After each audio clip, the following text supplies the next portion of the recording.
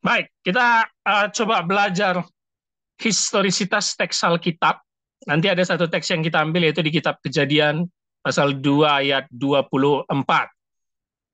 Nah, yang pertama teman-teman, Alkitab kita kan terdiri dari 39 perjanjian lama, 27 perjanjian baru, betul ya? Jadi total kita ada 66. Nah, pernah nggak teman-teman mendengar pendeta khotbah bilang gini, di luar 66 kitab ini, itu bukan firman Tuhan. Pernah dengar nggak? Ada yang pernah dengar nggak? Atau jangan-jangan ada yang pernah khotbahin gitu nggak? Saya pernah dulu, ya. Jadi itu semangat reformasi namanya ya. Di luar 66 kitab, dari Kejadian sampai Wahyu, itu bukan firman Tuhan. Nah ini menjadi kendala teman-teman. Kendalanya nggak usah terlalu jauh, karena saudara kita Katolik, perjanjian lamanya bukan 39. Ada yang tahu berapa? Ayo, yang tahu nanti Romi kasih undian dari uang dia pribadi. 42, Pak. Kurang tepat, 42. Kayaknya bukan 42 lah, Bung. Ayo, dites lagi, nggak apa-apa, tebak-tebak. Tebak-tebak berhadiah. Ulang lagi Bang, coba apa tadi pertanyaannya? Nah, ini, tidur ini pasti nih. Kan kita, terutama orang Protestan, Raul, meyakini kitab kita itu kan 39 perjanjian lama, dari Kejadian sampai Maleakhi, dan 27 perjanjian baru, Matius sampai Wahyu. Totalnya ada 66, betul ya? Iya. Dan sering sekali pendeta, nggak semua pendeta emang, mengklaim di luar 66 kitab ini, itu bukan firman Tuhan. Nah ini menjadi masalah, karena Katolik, perjanjian lamanya bukan 39. Berapa perjanjian lama Katolik? 46. 46? Ya. Dia kan ada sama kitab Deuterokanonika kan? Ya itu dia, itu maksud saya. 1, 2, 3, 4, 5, 6, 7, 8, 9. 9 tambah 39, 48. Ya. Hah? Jadi Katolik ada 48 yang disebut Deuterokanonika. Ada tambahan 9 ya. Mungkin teman-teman pernah dengar ada Tobit, Yudit, Yesus bin Sirak, 1 Makabe, 2 Makabe, dan seterusnya. Ya. Nah ini kan menjadi permasalahan kalau kita mengklaim sepihak bahwa hanya 66 kitab yang paling benar. Padahal ada juga kitab-kitab sejarah seperti di Katolik tadi, ya itu dianggap kitab-kitab sejarah. Ya. Artinya apa? Tidak bisa kita langsung mengklaim secara sepihak 66 kitab Kejadian sampai Wahyu yang paling benar firman Tuhan. Gitu ya teman-teman ya. Perjanjian baru juga gitu. Nah teman-teman harus tahu dalam peredaran perjanjian baru, Injil itu bukan hanya 4 awalnya, tetapi banyak sekali. Nanti kita akan lihat di bagian-bagian akhir ya, di perjanjian baru. Tapi intinya itu dulu. Kalau dulu kita pernah khotbahin apa namanya 66 kitab paling benar ya, oke lah, sudah terlanjur ya, namanya pengetahuan awal ya. Saya juga awal gitu kok. Tapi sebaiknya tidak perlulah kita bilang 66 kitab yang paling benar firman Allah, di luarnya bukan firman Allah. Gitu ya. Masih kedengaran nggak suara gue ya? Masih, Bang. Masih ya? Masih, Pak. Siap. Di-mute aja, di-mute dulu, Bung. Nah, secara historis, susunan Alkitab itu diteliti para ahli. Terutama bagi kita yang pernah sudah belajar, itu disebut teori sumber, terkhusus untuk kitab Taurat di Perjanjian Lama, Kejadian sampai Ulangan, yaitu tradisi Yahwis, Elohis, Deuteronomis, dan Pris. Ya. Seperti tradisi Yahwis yang diyakini selesai abad 9 sebelum Masehi, ini dibuat dari kerajaan selatan, Yehuda, kejayaan Daud dan Salomo. Teman-teman boleh sambil membuka Alkitabnya, yang selalu menjadi perdebatan, lihat aja, mulai dari Kejadian 1, ayat 1 sampai Kejadian 2 ayat 3 itu tradisi Elohis. Oke? Jadi coba sambil buka Alkitabnya biar nyambung kita ya.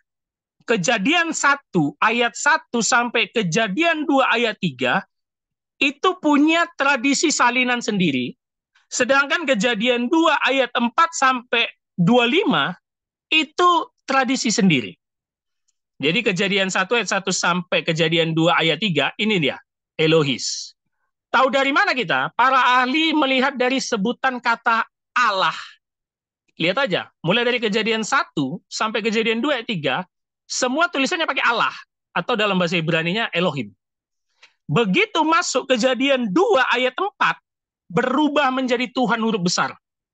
Yang nanti dikenal sewaktu memperkenalkan diri kepada Musa, YHWH, aku adalah aku. Itu satu, yang diyakini secara historis, bahwa susunan penulisannya itu berbeda.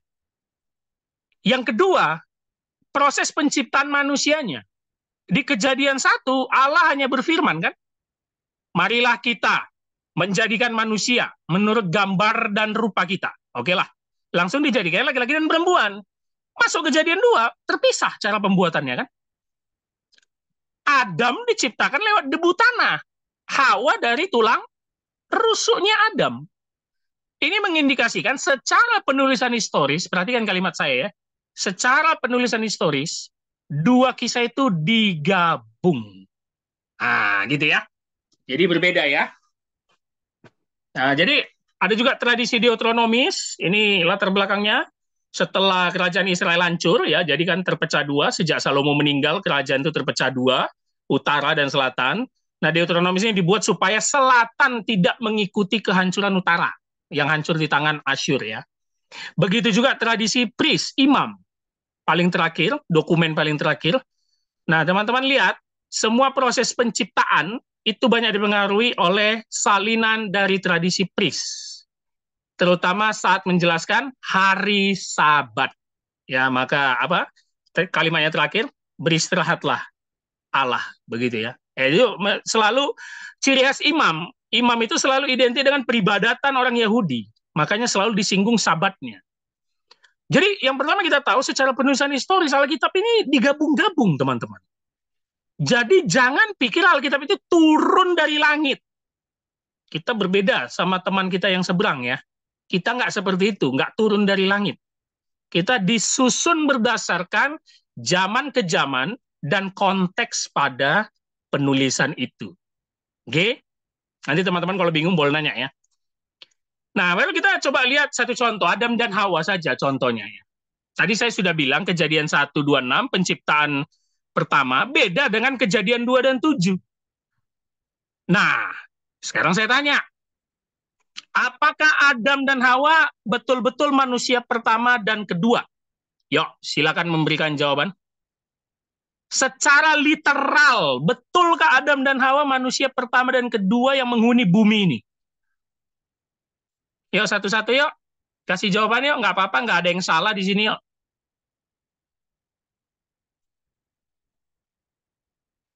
Mana nih suaranya nih?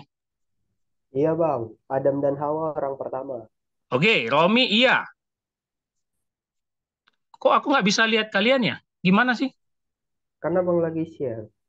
Lah, emang nggak bisa ya? Ah, ini. Lesias, kau gimana Lesias?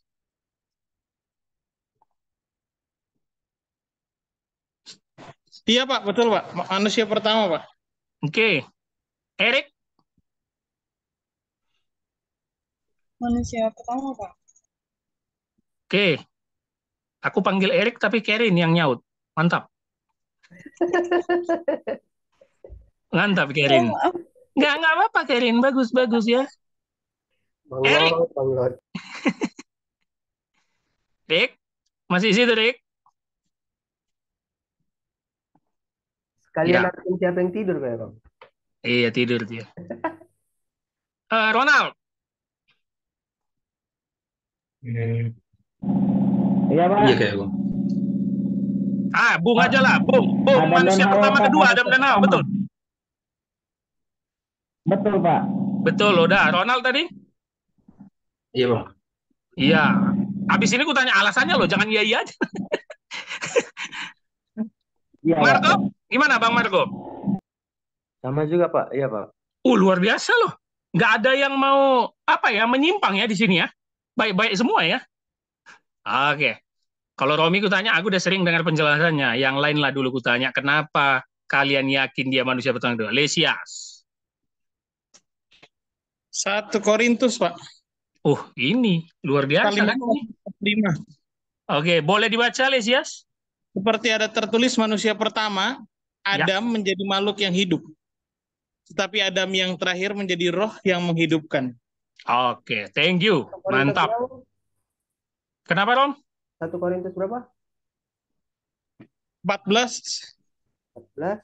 15, maaf, 15 ayat 45. Oke, makasih, Bang.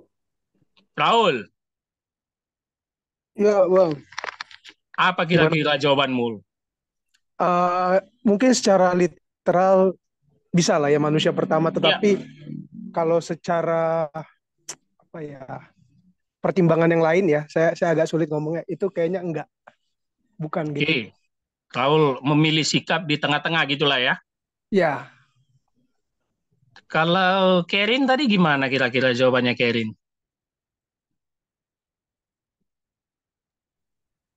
Saya nggak tahu, Pak. Oh nggak tahu ya, Chris Giovanni ya. Namamu bagus sekali loh, Cristofani itu kan dari Cristofani kan? Itu saya juga nggak tahu, Pak. Wah. Oke, Ana Telaumbanua. Wih, mantap. Gimana Ana kira-kira Ana? Ana ini numpang hadir doang kayaknya ya. Ana. Oke, Ana sudah rapture. Nah, Ronald, ayo silakan kasih jawaban Ronald. Kalau ayat yang saya tahu cuma yang dari Kejadian 1:27 itu sih bang. Yang urutan hari penciptaan. Kan sebelumnya nggak ada. Bukan. Maksudku kan pertanyaannya, kau yakin dengan ayat itu bahwa Adam dan Hawa betul-betul manusia pertama? Kalau dari kalimatnya kayaknya ya bang. Oke, nggak apa-apa. Ya, soalnya sebelumnya nggak disebutin ada Ya. manusia. Marco? Saya juga seperti itu Pak, karena melihat dari Kejadian 1:27 tadi, di sini Allah menciptakan manusia, dan ditambah tadi teman kita merujuk kepada surat Korintus yang dimana tadi dikatakan bahwasanya Adam adalah manusia yang pertama dan Yesus adalah Adam yang kedua. Jadi menurut saya ya Adam yang manusia pertama Pak, menurut saya. Oke. Sebagai orang yang menjawab paling awal tadi dan diikuti oleh teman-temannya, Lesias harus mempertanggungjawabkannya. Lesias, Iya, Pak. ada muncul kalimat Kejadian 2 ayat 24. Sebab itu seorang laki-laki harus meninggalkan ayah dan ibunya dan bersatu dengan istrinya. Betul, Lesias? Betul, Pak, betul. Oke, kalau memakai premis kalian, Adam dan Hawa literal manusia pertama dan kedua, siapa ayah dan ibunya, Lesias? Memang sebenarnya ada pendapat bahwa Adam itu bukan manusia pertama berdasarkan teks. Udah mulai goyang sedikit ya. Bukan goyang, Pak, bukan goyang. Itu ada pendapat kan, karena Oke, terbuka terhadap berbagai macam sudut pandang gitu. ya. Tapi secara pribadi tidak berarti bahwa ketika Allah berfirman di saat itu, kondisi saat itu kalimat itu mewakili hanya untuk saat itu semata. Itu pandangan saya. Tapi Oke. bisa menjadi satu referensi yang digunakan untuk kedepannya, karena dalam konteks itu Allah sedang mengkaitkan hubungan antara si suami dan si istri gitu. Berarti makna rohaninya lah ya. Nah, kalau dari sudut pandang saya begitu, Pak. Jadi lebih cara seperti hal yang akan diambil bagi manusia lain ke depan. Adam sebagai manusia pertama dilekatkan syarat demikian, untuk kedepannya manusia lain pun harus demikian. Oke, thank you. Nah, kalau ini boleh lah kita dengar dulu pendapat Romi ya. Siapa ayah dan ibunya, Rom? Awal? Kau kan juga yakin kan Adam dan Hawa manusia pertama kedua kan? Iya, Ayah ibunya siapa? nggak ada. Terus kenapa kalimat ini muncul? Ya sama kayak yang dibilang Bang Lasias tadi, sebagai pedoman hidup. Pedoman hidup. Iya lah. Berarti kalian sama-sama setuju Adam dan Hawa hanya prototipe lah ya, contoh ya. Bisa dibilang prototipe lah gitu. Oke. Walaupun prototipenya gagal gitu ya kan. Ya, jatuh ke dalam dosa. Nah, teman-teman bisa melihat ya, kalau semua kita artikan secara literal, kita menemukan kesulitan menjawab secara historis. Benar ya? Kita akan kesulitan menjawab secara historis. Tetapi saya mau katakan, tidak ada yang salah dengan jawaban kalian semua tadi. Karena memang itu yang selama ini kita pelajari dan kita dengar dari khotbah pendeta, kan nggak ada yang salah. Tetapi, kalau kita mau mempelajarinya lebih dalam, apalagi secara historis, sudah jelaslah Adam dan Hawa itu bukan manusia pertama dan kedua. Tetapi namanya dicaplok. Kan sebenarnya arti nama Adam itu dari bahasa Ibrani manusia artinya. Ya, bukan terkhusus menunjuk laki-laki sebenarnya, artinya manusia. Ya. Tetapi hanya dicaplok untuk mewakilkan dari narasi yang mau ditulis oleh penulis kitab Kejadian. Ya, jadi secara historis nggak ada itu. Adam dan Hawa itu nggak ada. Cuma dicaplok untuk dijadikan cerita, lalu diambil pesan rohaninya.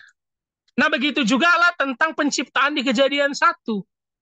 Selalu ada dua sisi di dalam dunia teologi yang mengatakan itu hanya adaptasi dari cerita Babilonia yang namanya Enuma Elis. Ini secara historis ya teman-teman. Atau kita semua yakin yang menulis kitab Kejadian sampai ulangan khususnya Taurat itu Musa. Dan saya yakin semua di sini juga memegang Musa yang menulis. Setuju? Atau ada mau nambah pendapatnya tidak setuju 100% Musa yang nulis? Sebagian dia, sebagian enggak, Bang. Oke. Romi bilang sebagian dia, sebagian enggak ya. Nah, sedikit untuk menambah pemahaman kita, ini adalah tulisan mengenai Enuma Elis yang terdiri dari 7 tablet. Diyakini dari abad 18 sampai 12 sebelum Masehi. Para ahli tidak bisa menentukan tepatnya kapan. Tetapi yang diyakini lebih dulu dari kitab Taurat. Lebih dulu, jaraknya nggak terlalu jauh sih. Diyakini Musa itu 16 sebelum Masehi, Enuma Elis itu 18-an sebelum Masehi. Jadi ceritanya gini, lihat aja yang di bold ya teman-teman, itu nama dewa-dewanya ya. Ini cerita dari Babilonia, timur dekat kuno. Ya. Dan yang paling penting itu ini dia si Marduk ini. Karena dialah nanti yang menang, langsung aja ke sini lihat, Marduk menang dan kemudian membunuh Tiamat dan Kinggu. Ini nama-nama dewa di langit ya. Badan Tiamat dibelah dua, satu bagian dijadikan Marduk bumi dan bagiannya langit. Jadi langit dan bumi. Kemudian Marduk menciptakan bulan untuk menerangi malam dan matahari untuk menerangi siang.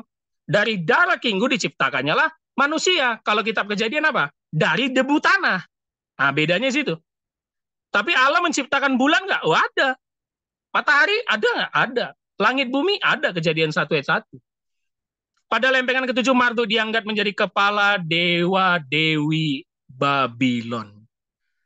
Jadi ada yang mengatakan secara historis, penulis kitab Kejadian meminjam atau mengadaptasi cerita dari mitos Babilonia yang sudah ada dulu. Nah, apakah itu salah?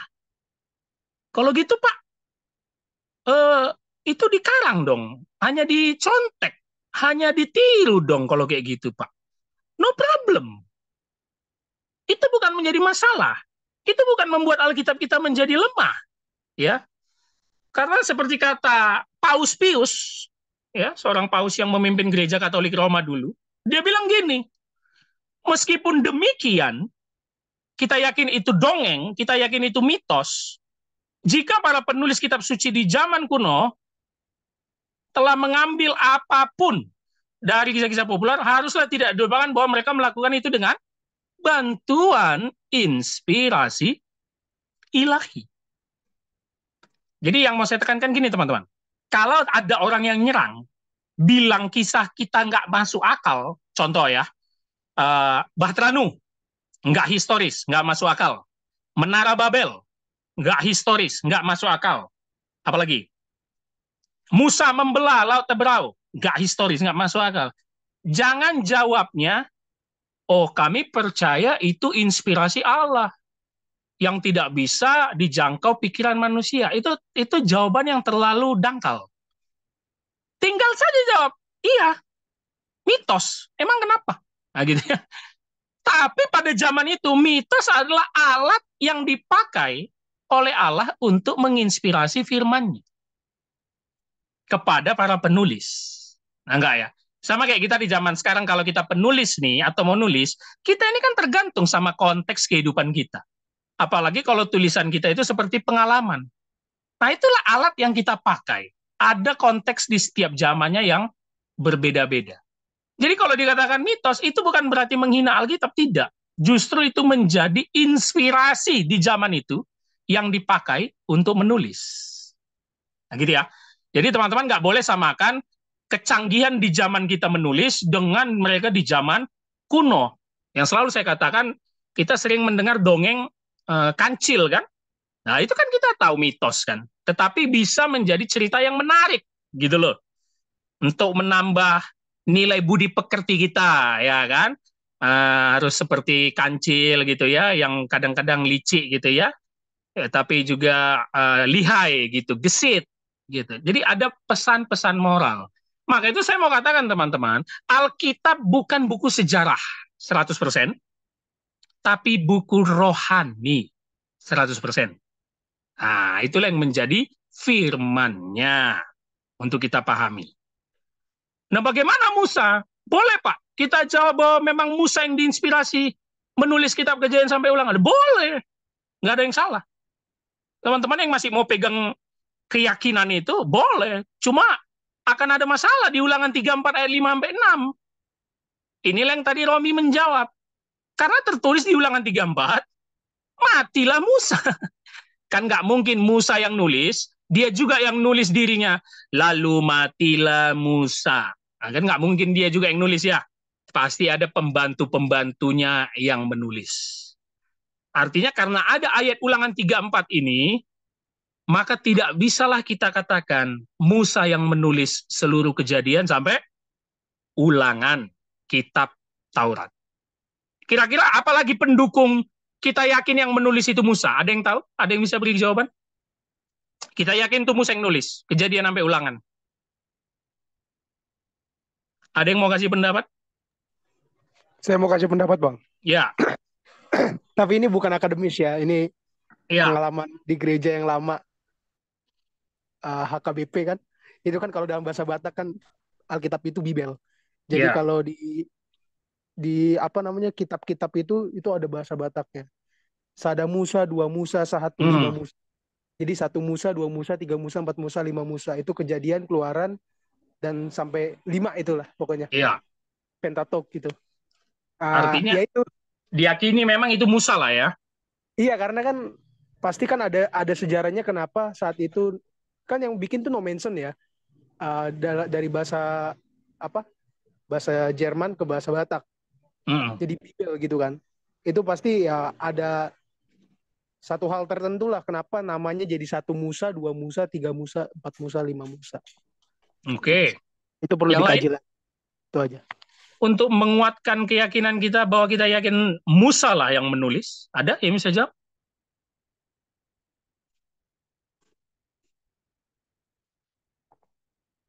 Selalu kalau untuk menjawab yang seperti ini, gunakanlah perjanjian baru. Gitu ya. Itulah enaknya kita Kristen. Udah ada perjanjian baru kita. Selalu kalau merujuk kitab Taurat, perhatikan aja teks perjanjian baru. Khususnya Yesus. Selalu dibilangnya apa? Kitab Musa. Nah, jadi Yesus pun meyakini tulisan-tulisan Kejadian, Keluaran, Bilangan, Imamat, Bilangan, Ulangan, itu memang Musa. Walaupun itu tidak menjawab ya, bahwa Musa yang menulis semuanya. Tetapi selalu teks perjanjian baru, mau merujuk ke Taurat, selalu bilangnya, perhatikanlah kitab Musa. Perhatikanlah kitab Musa, gitu ya. Apakah boleh? Ya boleh, jawaban itu. Nah, tapi kalau ada teman kita yang bukan Musa yang nulis, jangan langsung emosi, kita cap sesat dia. Jangan. Karena memang secara historis nggak masuk akal si Musa yang nulis. Beda dengan jawaban kita diilhamkan oleh Allah. Gitu ya. Nah, tadi saya bilang kita akan ambil contoh Kejadian 2 ayat 24. Ayat yang sangat terkenal yang biasanya dipakai untuk pernikahan. Betul ya? Sebab itu seorang laki-laki akan meninggalkan ayahnya dan ibunya dan bersatu dengan istrinya sehingga keduanya menjadi satu daging. Nah, 3 ahli bahkan. Nah, teman-teman bisa cek namanya. Ini ahli perjanjian lama ini. Gordon Wenham, Gerhard Conrad, dan Klaus Westermann mengatakan ini ayat sisipan. Bukan kelanjutan dari perkataan laki-laki di ayat 23. Ayat 23-nya kan Adam ngomong gini, inilah dia tulang dari tulangku dan daging dari dagingku. Ia akan dinamai perempuan sebab ia diambil dari laki-laki. Itu kan perkataan langsung nih ya. Tiba-tiba 24-nya aneh. Langsung sebab itu seorang laki-laki akan meninggal. Jelas ini bukan perkataan Adam. Makanya para ahli perjanjian lama mengatakan ini sisipan yang ditulis oleh penulis-penulis berikutnya. Atau yang disering sebut narator. Oke.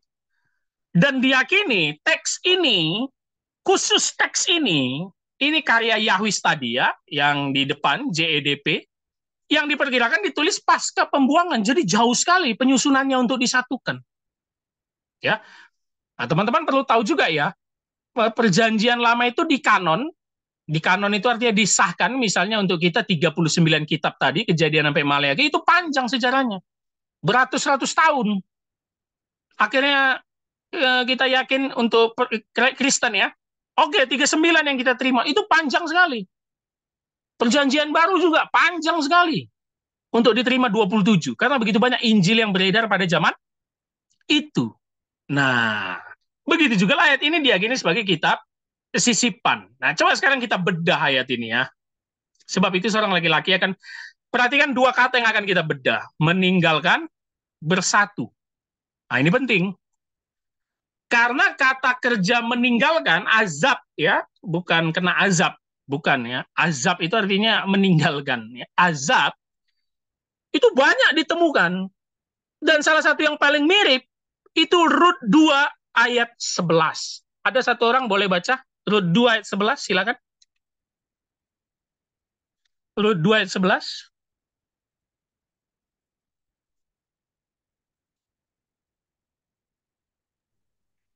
Ada yang boleh baca? Kalau bisa, yuk.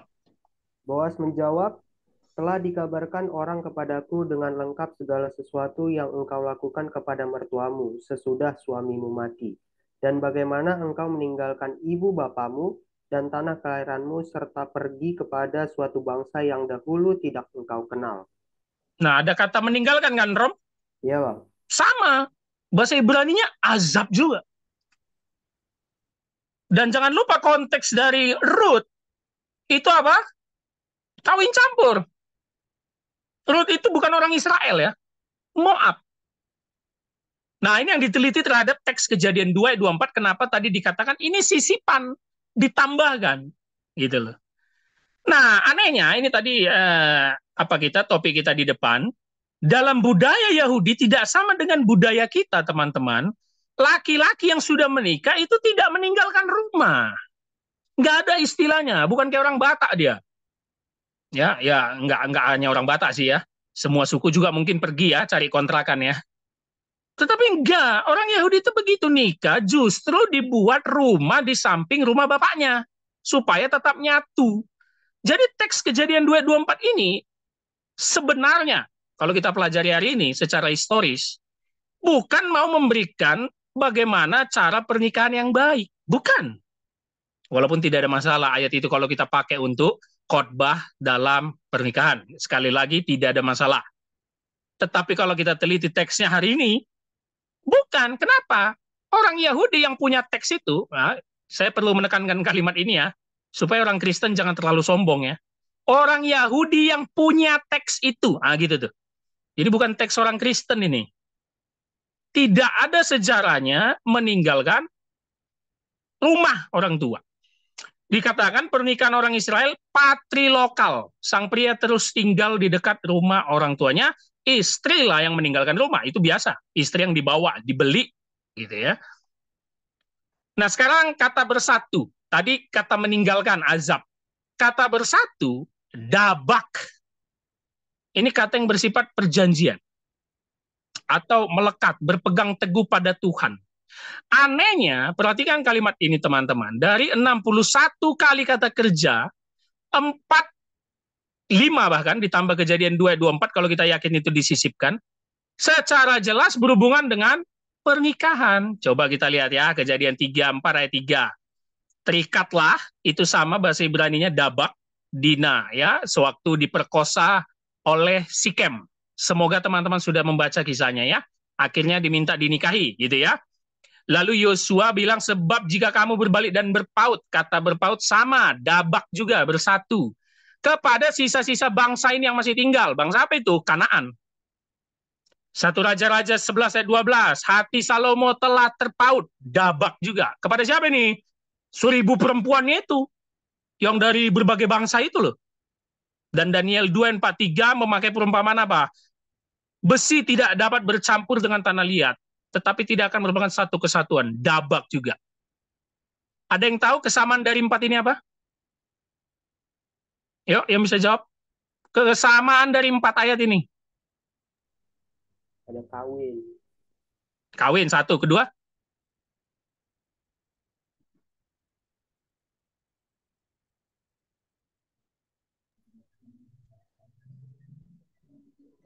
Ini apa?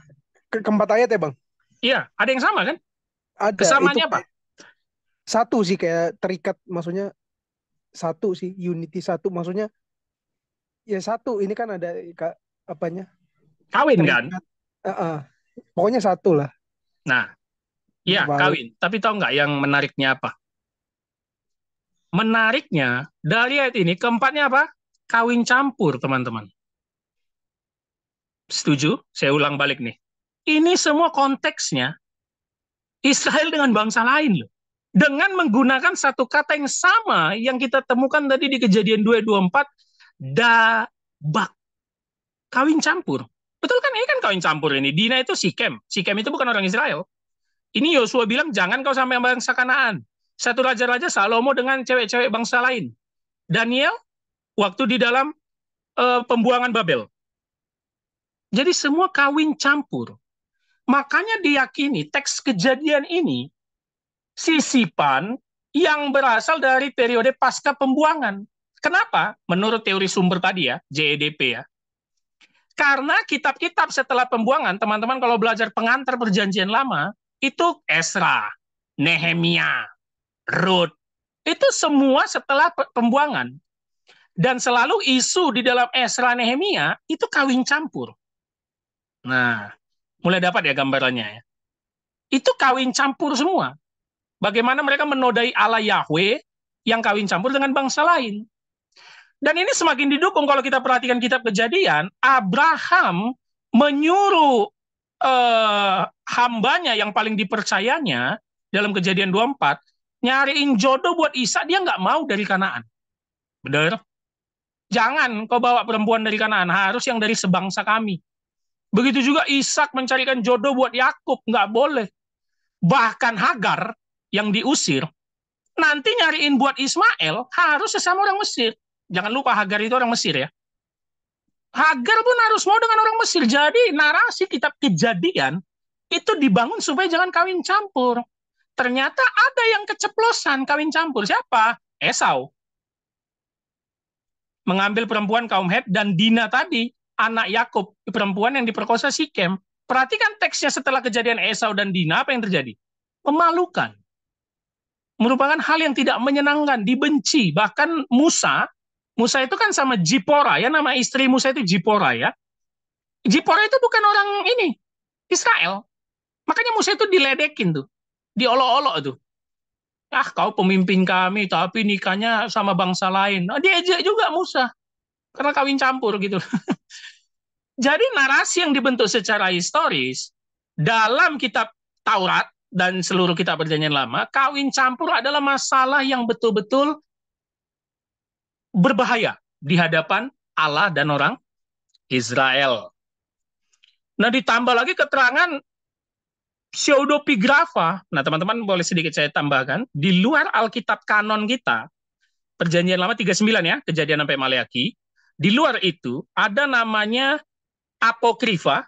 Ini bagi kita ya, Protestan ya. Apokrifa itulah deuterokanonikanya Katolik tadi. Yesus bin Sirak, 1 Makabe, 2 Makabe, Tobit, Yud, itu bagi kita disebut apokrifa. Martin Luther bilangnya gini, apokrifa itu bukan firman Tuhan, tetapi layak untuk dibaca dan dipelajari. Oke? Makanya kalau kita baca Deuterokanonika, kitab Katolik, nggak ada masalah. Itu bukan melemahkan iman kita. Yang 48 Perjanjian Lamanya. Tapi ada lagi yang ketiga disebut pseudepigrafa. Apa itu? Pseudo itu kan kita tahu ya artinya apa ya. Bahasa Inggris pseudo apa? Ada yang tahu nggak? Pseudo. Apa? Bahasa Inggris. Palsu. Bayangan. Bayangan ya. Tapi akhirnya dianggap sebagai tulisan palsu ya. Tapi bagi Yahudi dan juga Katolik tidak meyakini ini palsu. Ya, ini tradisi yang berkembang pada zaman itu. Dan salah satunya ada namanya kitab 1 Esdras ya. Nanti teman-teman bisa cari pseudepigrafa itu 1 Ester, 2 Ester, 3 Ester. Nah, kalau di kitab kita Esternya hanya 1 kan ya. Tapi di pseudepigrafa itu Ester itu 4. 1 Ester, 2 Ester, 3 Ester, 4 Ester. Banyak sekali. Nah, begini bunyinya. Dan ini sejaman dengan orang-orang Ezra Nehemia. Esdras. Ini bahasa Inggrisnya, ini terjemahannya. Seorang laki-laki meninggalkan ayahnya sendiri yang membesarkannya. Coba stop. Apa nggak mirip teks ini dengan Kejadian 2:24? Gitu ya. Seorang laki-laki meninggalkan ayahnya sendiri yang membesarkannya dan negaranya sendiri. Coba stop. Mirip dengan teks apa? Meninggalkan negaranya sendiri. Ayo, kalau ngikuti pasti tahu jawabannya. Kalau yang ini meninggalkan ayah sendiri, teks Kejadian 2:24. Dan negaranya sendiri, teks apa? Ada yang tahu? Hah? Rut tadi. Rut. Udah 2:11 ya kan tadi dia meninggalkan negaranya juga meninggalkan Allahnya bahkan ya dan bersatu dengan istrinya. Lagi-lagi bunyi dari Kejadian 2:24 ada ya. Dengan istrinya ia mengakhiri harinya tanpa tidak mengingat ayah, ibu dan negaranya. Bayangkan itu. Baru dilanjut di sini. 1 Esdras 4, 18-19. Jika pria mengumpulkan emas dan perak atau benda nilainya kecil melihat seorang wanita cantik dengan penampilan melepaskan itu, mereka nggak butuh emas perak itu, bahkan melongo padanya dengan mulut terbuka menatap. Wah, ini kayak Romi lihat cewek cantik, mulutnya melongo gitu. Aduh. Banyak pria telah kehilangan akal sehat mereka karena wanita dan telah menjadi budak karena mereka. Banyak orang telah binasa atau tersandung atau berdosa karena perempuan. Bayangkan, ini teks-teks yang setelah pembuangan. Berarti apa yang mau dikatakan 1 Esdras tadi? Ini penceritaan ulang dari Ezra Nehemia yang konteksnya perkawinan campur, yang dimana teks ini berasal dari dokumen yang lebih belakangan, tapi tetap setelah pembuangan. Sehingga hal ini membuka kemungkinan bahwa 1 Esdras dan Kejadian 2:24 dikarang pada waktu yang kurang lebih sama. Jadi Kejadian 2:24 itu disisip untuk ya godaan kawin campur itu begitu mengerikan pada zaman penulisan. Nah, teman-teman boleh sekarang membayangkan ya, betapa ribet dan rumitnya kita memahami penulisan Alkitab. Jadi nggak segampang itu. Nah, gitu ya. Jadi bukan diilhamkan turun dari langit, Allah berfirman langsung catat. Nggak mungkin, kita bukan kayak gitu. Ya, tapi ada background dan konteksnya di dalamnya. Kesimpulannya apa? Khususnya Kejadian 2:24. Ya, ini fenomena laki-laki yang Israel yang ditarik perkawinan dengan perempuan non-Israel. Kawin campur. Oke. Dan apa yang dilakukan mereka? Melakukan pernikahan yang tidak pantas dengan cara menentang keinginan dan rencana orang tua mereka. Makanya muncul tadi kalimat, sebab itu seorang laki-laki meninggalkan ayah ibunya. Udah kena dia sama perempuan bangsa asing. udah terlanjur jatuh cinta. Jadi lebih tepatlah teks Kejadian 2:24 khotbahnya untuk kalau engkau mau nikah beda agama. Nah itu dia. Langsung kita keluarkan ayat itu, kita nasihati orang. Ya, karena kita ketarik sama pesona. Lagi-lagi ini bukan merendahkan perempuan, karena memang teks orang Israel Perjanjian Lama itu patriark ya. Selalu meninggikan laki-laki, korbannya selalu perempuan, gitu ya. Jadi teksnya selalu begitu. Maka itulah berhubungan juga dengan Maleaki. Maleaki kan perceraiannya, tahu ya? Teks yang paling terkenal dari Maleaki kan selalu diambil ya. Allah membenci perceraian. Itu perceraian apa konteksnya? Kawin campur. Jadi kurang cocok ayat itu kalau kita pakai untuk nasihatin teman kita Kristen mau cerai. Kurang cocok. Karena teks itu berhubungan erat dengan Ezra Nehemia tadi. Allah itu sudah sangat membenci Israel yang sudah kawin campur dengan bangsa asing. Maka dia bilang, kenapa kau ceraikan orang Israel, kau malah nikah dengan yang bangsa asing? Aku membenci perceraian. Artinya apa? Jangan kau ceraikan yang sebangsamu, malah kau tergoda menikah dengan bangsa lain. Itu namanya kau kawin campur. Gitu. Kalau bingung nanti nanya ya teman-teman. Jangan diam-diam aja ya. Oke? Nah, bagaimana perjanjian baru? Familiar dengan 3 kitab yang saya tampilkan ini? Injil Thomas, Injil Filipus, Injil Yudas. Ya, perjanjian baru juga penulisannya panjang. Ya. Dan ini Injil-Injil yang beredar di zaman para rasul. Kita mah enak, udah di kanon, langsung terima, tinggal baca. Itu pun kalau dibaca. Orang Kristennya malas bacanya. Iya kan? Nah, Injil Thomas ini kisah apa yang terkenal di sini nih? Ada yang tahu? Ada yang pernah dengar kisah apa yang terkenal di Injil Thomas? Masa nggak ada yang tahu sih? Tutup tangan. Yesus menikah ya, Pak? Kenapa, Lejes? Yesus menikah bukan? Bukan. Justru itu di sini, Filipus. Filipus ya. Apa, Rom? Cucuk tangan bukan? Hah? Itu cucuk tangan bolong. Ini udah. Oh, itu Yudas ya? Iya, Injil Thomas yang diambil oleh rekan kita seberang, Yesus masih anak-anak bisa menghidupkan burung yang sudah mati.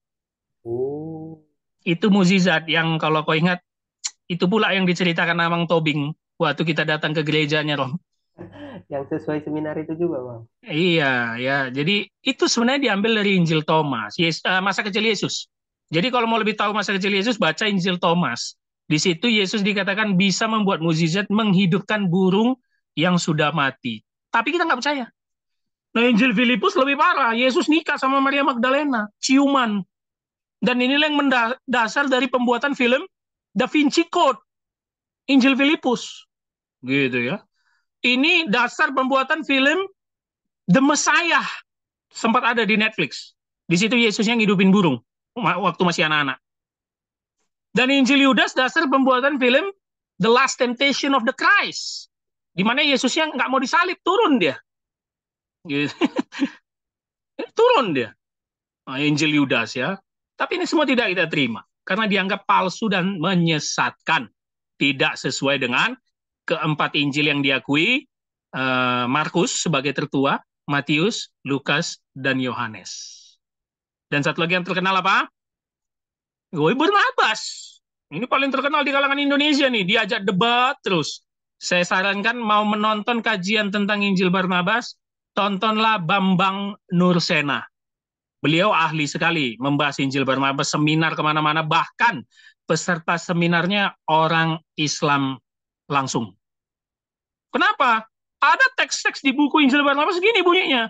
Yesus memberi pengakuan dan mengatakan, aku bukan seorang Mesias. Selanjutnya Tuhan akan memberikan kehidupan kepada kamu semua manusia terpilih. Di mana mereka berseru, oh Muhammad, pelan dikit ya.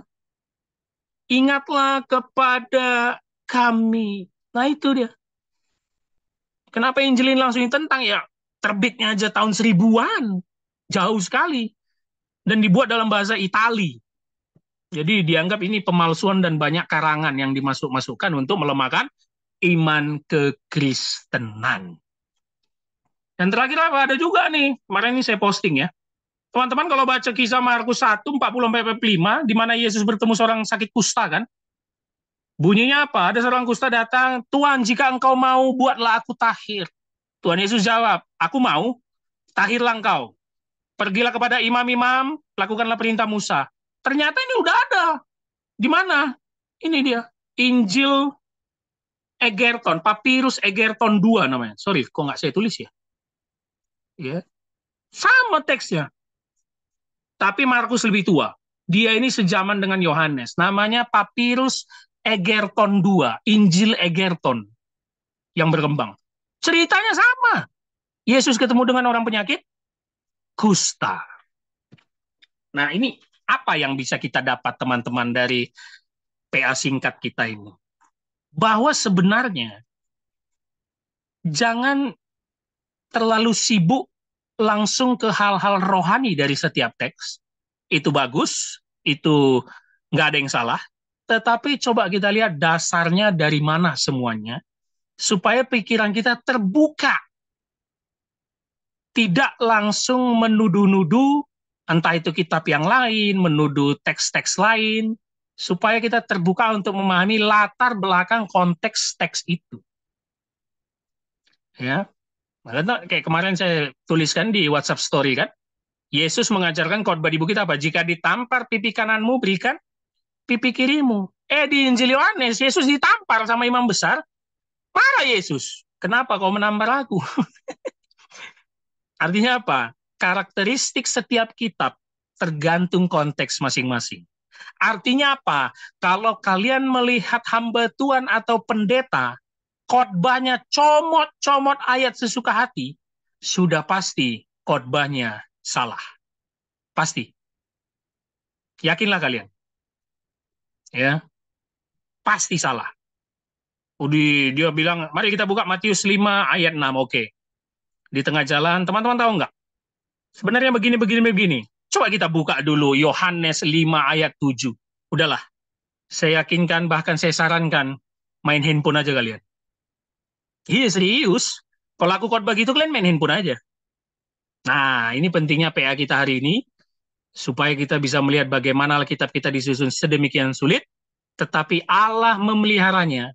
Manuskrip-manuskripnya begitu banyak sampai sekarang, dan tetap memberkati kita orang Kristen. Siap. Ada yang mau bertanya? Silakan. Tanya apa aja boleh, nggak terkait tema juga boleh ya.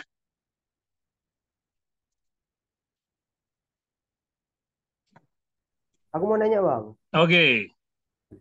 Jadi kalau misalnya orang bilang Alkitab itu karangan oleh penulis, betul berarti? Betul. Nah, terus kalau misalnya karangan manusia, enggak ada unsur ilahinya gitu. Enggak lah, kan karangan manusia yang diinspirasi oleh ilahi dengan berbagai sumber. Nah, bentuk inspirasi yang dimaksud itu gimana? Itu tadi, Kayak mitos.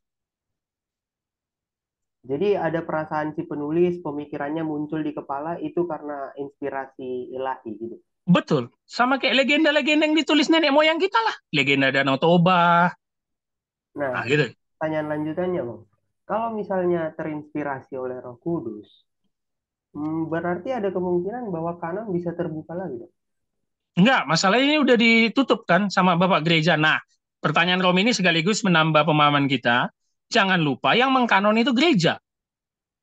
Jadi gereja dulu ada, baru ada kitab suci. Jangan kebalik ya teman-teman ya. Kan bapak-bapak gereja yang menyusun itu, yang membuang Injil Toma, ini nggak layak ini. Udah terkanon di Wahyu, apalagi teks Wahyu yang terakhir kan bunyinya jelas dong. Siapa yang menambahkan atau mengurangi ini akan dikutuk oleh Tuhan. Tertutup sudah kanon. Itulah dasar kita orang Injili terutama ya. Tapi saya tidak masalah dengan orang-orang yang masih mau dengar suara Tuhan ya. Terutama kita kaum Injili tidak lagi meyakini Tuhan bersuara kepada siapapun. Karena sudah lengkap di Alkitab Kejadian sampai Wahyu. Tetapi ketika tadi kau Rom bicara kanon, jangan lupakan tadi kanon Katolik beda. Jadi gini Rom, setiap sejarah, mau itu kita sekte Kristen sejak Martin Luther, ataupun Katolik, punya keyakinan ilahinya masing-masing. kita kan menolak kanon Katolik itu, Deuterokanonika. Mereka enggak, mereka yakin juga ini sejarah dan bagian dari firman Tuhan kok. Kalau kita menolak, berarti gimana? Nah, itulah banyak orang Kristen muncul bilang kitab Katolik itu sesat kan 49. Kita hanya 38. 48 mereka. Iya. Gitu, Rom. Oke, makasih Bang. Oke, yang lain ayo dong. Apa aja? Ayo. Ya Bang, Ya, kalau bicara soal diinspirasi oleh Roh Kudus ya Bang, ya. Mau nanya apa? Sebelum jadi Alkitab ya 66 kanon itu apakah ada kitab di luar Alkitab saat itu ya, statusnya belum jadi Alkitab ya, tapi itu diinspirasi oleh Roh Kudus gitu, kira-kira ada nggak? nah gini Ul, sebelum menjadi kitab di kanon, semua itu masih dalam bentuk manuskrip Ul. Yang ditulis-tulis mulai dari papirus di kulit binatang, baru nanti masuk ke kodeks. Kodeks itu yang ada tulisan di depan, di belakangnya, timbal balik. Itu jadi Alkitab kita ini Ul, sebenarnya kumpulan yang sudah dikumpulkan oleh para penulis sepanjang zaman. Jadi jangan pikir sewaktu Bapak gereja mengkanon itu pekerjaan mudah. Enggak lah. Karena dia harus baca juga kan bagaimana teologi setiap penulis itu. Dan udah banyak Ul berkembang. Salah satu yang tadi kita bahas, Injil Thomas. Nah, ku lengkapin ya. Maksud Raul mungkin gini. Yesus Alkitabnya apa? Kalau Raul jawabnya apa? Kalau Yesus baca Alkitabnya yang mana ya? Perjanjian Lama pasti. Perjanjian Lama kan? Iya. Nah, Perjanjian Lama itu ada beberapa bagian lagi. Teks Masoret. Dan diyakini Yesus itu baca yang Septuaginta, Ul. Septuaginta apa? Bahasa Ibrani diterjemahkan ke Yunani. Nah, dia paling tua, Septuaginta. Kalau terjemahan Alkitab kita, itu dari teks Masoret, mengikuti orang Yahudi. Deuterokanonika Katolik, itu memakai Septuaginta. Nah, jadi beda-beda kan. Jadi kalau kita langsung mengklaim ini firman Allah, ya apa ya, terlalu dangkal pemahaman kita, terlalu dangkal. Gitu. Iya. Tapi kan apa ya? Pernah aku baca satu ayat tapi agak lupa sih ya. Jadi ayatnya itu kan dibilang bahwasanya ada lagi firman Allah tulisan yang lain gitu loh, yang gimana ya? Dibilang ada ceritanya, kalau nggak salah di Kisah Para Rasul dibilang kan ada lagi cerita-cerita yang firman Allah tetapi tidak muat kami tulis dalam Alkitab itu gitu loh. Ada yang Oh, kayak itu gitu. Yohanes. Itu Itu di maksudnya Injil gimana? Yohanes, tapi maksud Yohanes bilang itu kalau nggak salah Yohanes pasal 20. Tapi maksud Yohanes bilang Gimana? itu kehidupan Yesus, bukan firmannya. Maksudnya mujizat yang dilakukan Yesus itu terlalu banyak, jadi nggak perlu ditulis. Kalau ditulis semua nggak muat katanya seluruh dunia ini. Bukan soal tulisan Alkitab itu. Oh iya, tapi kayaknya ada lagi yang lain sih Bang di Kisah Para Rasul. Cuma aku lupa deh. Nanti aku carilah. Itu Ya, aja sih Bang. iya. Intinya gitu. Maksudnya, bagaimana kita menentukan itu bisa masuk kanon dan bagaimana itu berkaitan? Pertama, otoritas rasul. Yang menulis itu kalau nggak rasul, ya pengikutnya. Ya. Jadi teman-teman surat Paulus yang banyak itu, yakinlah bukan semua Paulus yang nulis itu. Timotius pun ada yang nulis itu pasti kan? Dan ada juga yang lain-lain nulis bantu Paulus. Artinya apa? Sudah ada otoritas dari Rasul Paulus untuk bantu nulis. Jadi misalnya kayak aku mau nulis kitab tambahan ini, Harol 10 pasal di belakang kitab Wahyu, gitu ya. Aku bilanglah Rasul. Ternyata aku hanya kuat nulis sampai 5 pasal. Kusuruh si Romi. Romi ini bukan Rasul, nggak jelas hidupnya ini. Ya. Tapi karena dia dapat otoritas dari aku sang Rasul, maka tulisan Romi dianggap firman Allah. Nangkap ya teman-teman ya. Itu juga yang terjadi pada Musa yang tadi kita bicarakan di depan. Gitu. Ada lagi? Ada Bang. Ini baru Bang Ari. Tentang itu kan penciptaan manusia. Kan dalam teks Kejadian 1 ayat 26 kan ada dikatakan, baiklah kita menjadikan manusia. Yang Tuhan kita itu tentang sama siapa Tuhan menciptakan manusia. Nah, ini pertanyaan hari ini pertanyaan umum, tapi paling sulit dijawab. Kejadian 1 ayat 26, saya ulangi pertanyaan hari ya, supaya teman-teman dengar ya. Kata, baiklah kita menjadikan manusia menurut gambar dan rupa kita. Kita di situ siapa? Gitu ya, Ari ya? Iya, Bang. Nah, ini aku harus nunjuk nih. Kerin lagi lah, Kerin. Gimana Kerin yang udah baca Alkitab habis bolak-balik, Kerin? Waduh, Pak. Siapa kita di situ, Kerin?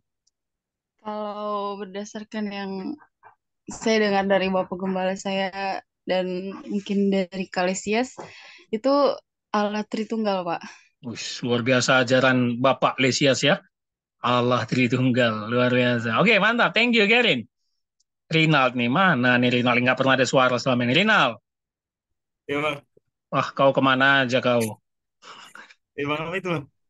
Gimana? Apa jawabanmu, Rinald? Coba ulang pertanyaannya bang. Ya, itu kan tidur kok kan. Kejadian 1 ayat 26. Ya. Baiklah kita menjadikan manusia menurut gambar dan rupa kita. Tadi Ari nanya, kita di situ siapa? Allah lagi ngomong sama siapa?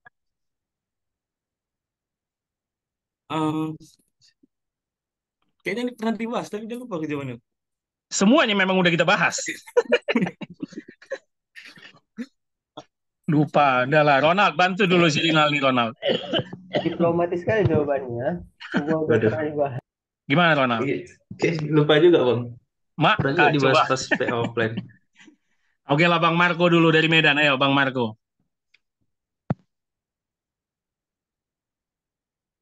Bang Marco. Bung, bentar, Bung. Bang Marco dulu, Bung. Ah. Oke. Ya.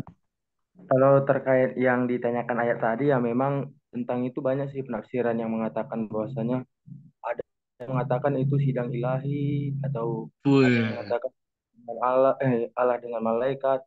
Tapi yang saya pelajari dan yang saya ketahui dan saya yakini juga itu adalah Allah, Roh dan Firman-Nya yang berbicara tentang bagaimana menciptakan manusia. Jadi seperti yang dibilang teman tadi, ya Allah Tritunggal. Mantap. Nah, ini Bang Marco ini udah banyak baca dia nih. Mantap. Ya, Bung. Gimana, Bung? Jawabannya, Bung. Coba, Bung. Bung Regen.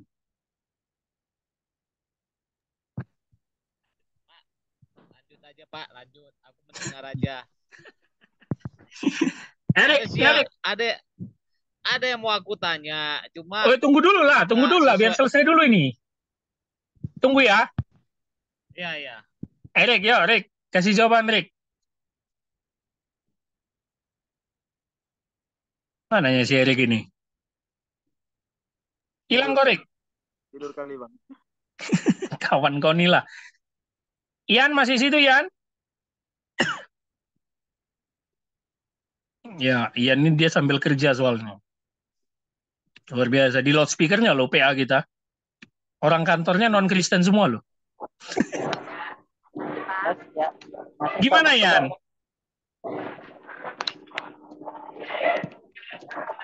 Dengar pertanyaannya, Ian. Dengar Pak, tapi ini di sini banget Pak.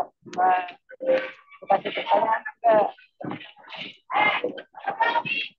Oke, kayaknya agak ribut ya, nanti aja. Ian nanti aja, oke? Oke, siap. Ya, mute aja. Bahasa roh pula dia. Paragal kok bang, dia mau menjawab loh. Oke, sekali lagi, inilah menariknya kita kalau mau PA dan berpikiran terbuka. Oke? Jawaban umum kita nggak ada yang salah. Mengatakan itu Allah Tritunggal. Tetapi jangan lupa, cara menjawab seperti tadi adalah cara menjawab dengan memakai kacamata Perjanjian Baru. Padahal teksnya Perjanjian Lama. Nah, hati-hati ya, kita kan tadi belajar teks itu berkaitan dengan budaya dan konteksnya. Nah, itu kan cara kita membaca sebagai orang Kristen dan memakai iman Perjanjian Baru, bahwa itu kita Allah Tritunggal. Padahal kata kita itu kan itu bahasa Ibrani yang memang menekankan jamak. Nggak ada ditulis 3. Cuma memang jamak, lebih dari satu. Tapi karena kita Kristen percaya Kristus Allah Tritunggal, kita bilang dialah di situ. Bapa, Anak, Roh Kudus. Nah, sebenarnya kalau menurut budaya dan konteksnya apa? Ya yang tadi dijawab Marco. Secara historis itu sidang ilahi. Dan teman-teman boleh cek ke semua para ahli perjanjian lama. Itu sidang ilahi. Karena dulu sidang ilahi itu pun diadaptasi oleh orang Israel yang di banyak sekali dewa-dewa, mulai dari dewa bangsa asing yang disebut El, ya. El itu kan Allah artinya dalam bahasa Ibrani, El, Allah. Tetapi YHWH adalah ketua dari sidang ilahi. Jadi ketika dia bilang baiklah kita, apa maksudnya Bang? YHWH lagi ngomong sama dewa-dewa yang di bawahnya. Nah, gitu. Ari, Timothy. Ya bang. Kalau penafsiran dia dengan malaikat itu sudah ditolak. Nggak mungkin. Ngapain Allah ngomong sama malaikat? Jadi paling dekat secara historis itu sidang ilahi, YHWH ngomong dengan dewa-dewa di bawahnya. Ingat, itu pemahaman orang Yahudi ya. Tapi kalau kita memakai kacamata perjanjian baru, no problem. Nggak ada masalah. Boleh aja kita bilang itu Allah Tritunggal. Begitu. Oke, Bung, silakan bertanya.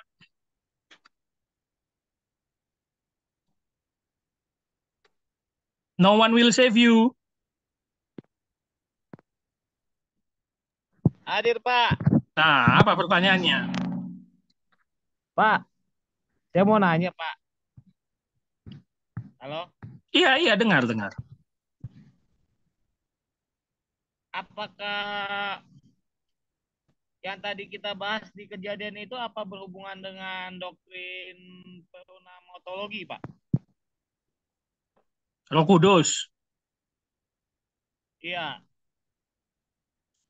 Iya, kalau mau di... Kalau bicara Roh Kudus kan Roh Kudus itu pribadi ketiga dari Allah Tritunggal ya, Pak ya? Iya. Apakah itu bisa jadi... Sebenarnya tidak terkait langsung, Bung, karena kita tadi belajarnya historisitas, sejarah. Tapi kan pandangan Kristen memandang kejadian 1, roh Allah melayang-layang itu kan ya, itu udah dianggap Allah Tritunggal kan. Di mana ada Allah Bapa, Anak, dan Roh Kudus. Karena roh Allah melayang-layang. No problem, Bung. Nggak ada masalah. Cuma yang kita bahas dari tadi, untuk menambah wawasan kita, teks-teks itu punya sejarahnya masing-masing dan budayanya, Bung. Nah, ini kelemahan kita kebanyakan orang Kristen, Bung. Menafsir Alkitab, memakai doktrin. Itu nggak boleh sebenarnya. Oh, iya, oke. Ya, di dalam ilmu hermeneutik, tafsir, nggak boleh memasukkan doktrin ke dalam teks Alkitab. Kenapa? Engkau pasti membenarkan pandanganmu. Gitu, jadi nggak terbuka dia. Gitu aja, tapi ya no problem. Kejadian 1 ya, kita percaya roh Allah melayang-layang, Roh Kudus itu.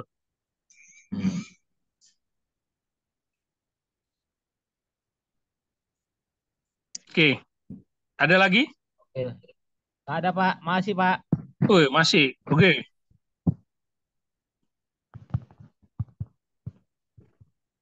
Apa itu? Makasih katanya. Oh, udah. Ya, yang lain ada mau bertanya? Erik, mana kok Erik? Dia tidur kali itu bang. Tidur dalam roh dia. Kerin ya. Kerin nanya tuh, Kerin. Silakan, Kerin. Saya izin bertanya, Pak. Kalau menurut Bapak, bagaimana pandangan Bapak itu tentang firman Allah itu sendiri, dan gimana Bapak ngukur kalau ini itu firman Allah, kalau yang ini bukan? Apa indikatornya gitu, Pak? Luar biasa. Pak. Pertanyaan Kerin ini keren. Karena terlalu keren, kita skip aja ya. Parah Bang.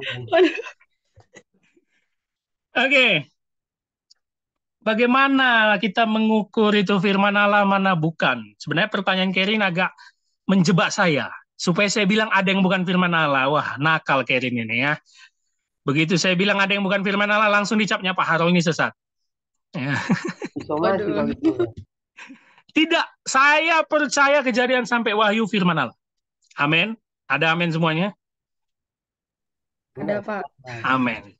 Tetapi apa yang firman Allahnya, Kerin? Bukan huruf-huruf literal yang ada di Alkitab kita. Tetapi makna dari semua kisah ketika kita menggali dari firman itu. Gitu, Kerin. Jadi firman itu setelah kita baca, kita renungkan, kalau pakai bahasa teman kita karismatik, rema, menjadi rema, itulah firman Allahnya. Bukan huruf-huruf yang tertulis di dalam Alkitab itu firman Allah. Makanya ketika itu disobek, dibakar, ditip X, nggak ada masalah. Tetapi makna dari kisah itu. Gimana, Kerin? Setuju atau beda dengan Kerin?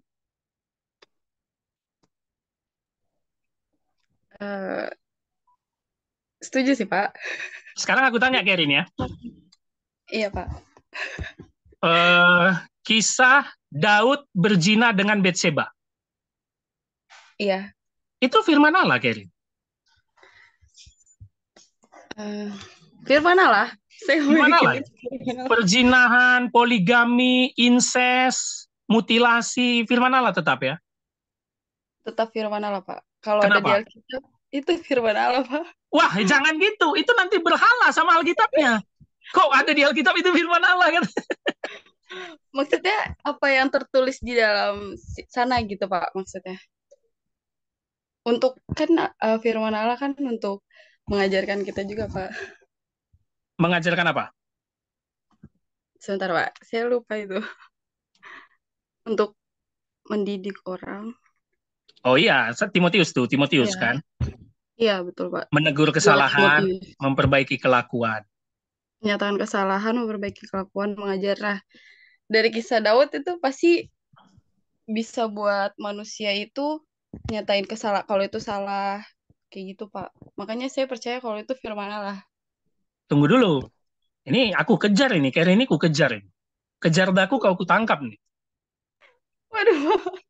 Kerin bilang dari kisah Daud itu bisa, itu apanya? Emang ada? Di ayat berikutnya ditulis, begitulah kisah Daud. Janganlah kita mencontoh kelakuan Daud yang berzina dengan Betseba. Ada nggak gitu ayatnya? Mungkin secara tersurat itu mungkin. Nah, bukan. Jawabannya yang kayak aku bilang, betul nggak? Makna dari Daud berzina itulah yang menjadi firman Allahnya. Oh, iya ya. Betul ya? Dan Kerin nggak perlu terkejut, di luar sana ada yang percaya setiap huruf dari Kejadian sampai Wahyu itu firman Allah. Nah, itu yang aku nggak setuju. Di saya. Ada. Banyak, gereja yang megang itu banyak. Semua huruf per huruf dari Alkitab itu semua firman Allah. Itu aku nggak setuju. Tapi kalau dia mau pegang keyakinan itu ya no problem. Itu doktrin dia lah. Gitu, Kerin ya. Oh iya Pak, maknanya ya. Maknanya, betul. Jangan kau ikuti kali Silesias itu. Sebelumnya saya mau ngasih tahu dulu Pak, kalau tadi saya agak sulit mengikuti penjelasan Bapak karena saya beberapa kali harus nyari di Google dulu artinya apa, karena saya betul-betul tidak tahu Pak. Ini yang bagus ini yang bagus nih. Yakinlah Kerin, bukan hanya kau yang pusing. Semua ini pusing tapi nggak mau ngomong, nggak mau ngaku. Ya. Ya, mantap. Thank you ya Kerin ya. Iya, terima kasih banyak ya Pak. Oke, kita buka di room chat. Ya elah, ini Rinal nih malu-malu ngomong. Udah kayak cewek kok sekarang ya. Pakai ketik di room chat kok. Bang, mau nanya. Ada artikel yang membahas teori sumber, jadi katanya hasil tebak-tebakan Genesis terhadap perbedaan gaya penulis dan Genesis sebuah dokter padahal tidak mengandung. Boleh, betul, nggak apa-apa, Rinal. Sebenarnya bukan Genesis, itu dipopulerkan oleh namanya Julius Wellhausen, Rinal. Ya, bukan dia yang menciptakan itu dan bukan Jane Arthur juga yang membuat, tapi mereka yang mempopulerkannya. Julius Wellhausen, nanti googling aja. Kalau nggak dipercayai, no problem, Renal. Kenapa? Cara kita mengkritisi Alkitab punya metode masing-masing. Nah, hari ini yang aku bawa dalam pelajaran PA kita, historisnya. Nah, gitu ya. Makanya tadi ku sandingkan, kalau kita percaya tetap Musa yang nulis, no problem. Tapi kita kehambat tadi Rinal dengan ayat yang mengatakan, maka matilah Musa. Gimana dia mati, dia bisa nulis? Nah, gitu ya.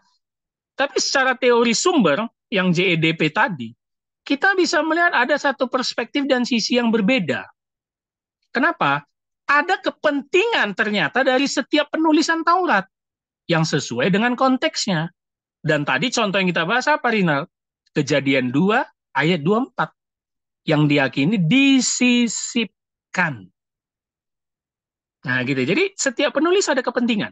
Tetapi kepentingannya itu diinspirasi oleh Allah. Nah, tinggal kita bagaimana yang membacanya, melihat dari berbagai sisi. Nah, seorang pakar hermeneutik pernah berkata begini, saya lupa namanya. Siapa ya namanya ya? Dia pakar hermeneutik. Dia bilang gini, Rinal. Yang penulis Alkitab, semuanya udah mati. In memoriam. Dison Maredian. Rest in peace. Oke? Artinya, Rinal, kalau kau mau memastikan apa sebenarnya maksud di balik tulisan itu, nggak ada yang tahu. Karena yang tahu hanya penulisnya. Dan penulisnya di mana? Mati. Udah telan bumi dia. Hilang. Makanya lah muncul dalam dunia hermeneutik apa? Membaca berarti menafsir. Nah, betul nggak? Semua orang boleh jadi penafsir ketika membaca Alkitab. Kenapa? Tidak ada tahu satu pun mana yang benar maksud penulis, karena penulisnya sudah mati. Itu dipelajari dalam buku hermeneutik. Begitu, Rinal. Oke bang, siap-siap. Makasih bang. Habis googling kata dia. Tadi, ahlinya artikel kan lumayan bisa dipertanggungjawabkan juga. Bisa, semua Ya, bisa. Ya. kalau yang si Musanya udah meninggal, katanya diteruskan sama Yosua. Cuman itu. Ya, diyakini Yosua penerusnya memang. Karena Yosua dan Kaleb itu kayak tangan kanan dan tangan kirinya kan sebelum dia mati. Jadi ada tradisi Yahudi meyakini ya Yosua itu yang lanjutin.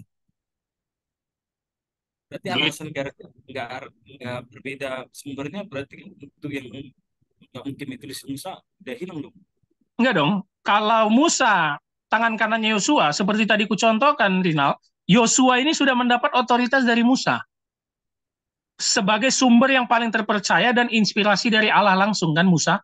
Berarti yang ditulis Yosua walaupun lanjutan firman Allah. Ya. Gitu ya.